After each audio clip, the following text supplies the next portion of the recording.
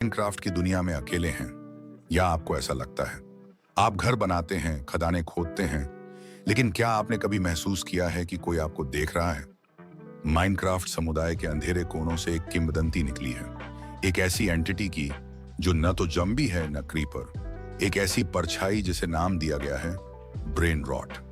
Brain rot की कहानी hero Bryan की तरह किसी एक पोस्ट से शुरू नहीं हुई। यह धीरे धीरे फैली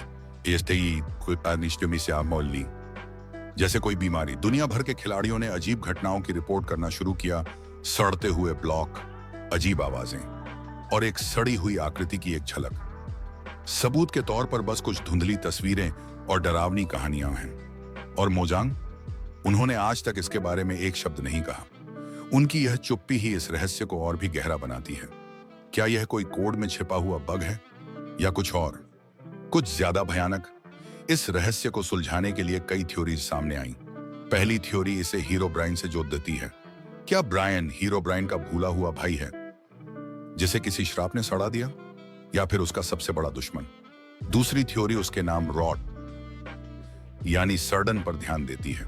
यह मानती है कि उसका संबंध नेदर के भ्रष्टाचार से है, एक ऐसी शक्ति जो ओवरवर्ल्ड को धीरे धीरे सड़ाने आई है।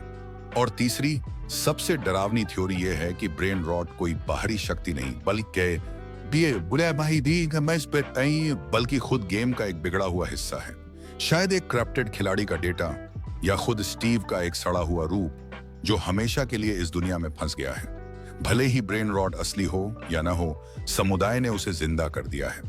कलाकारों ने उसे अपनी कल्पना से बनाया, कहानीकारों ने उसे शब्द दिए और मॉड डेवलपर्स ने उसे एक कोड दिया। इन मॉड्स की वजह से खिलाड़ी अब इस डर का सामना सीधे कर सकते हैं। ब्रेन रॉट सिर्फ एक कहानी नहीं रहा, वह गेम के माहौल का एक हिस्सा बन गया है।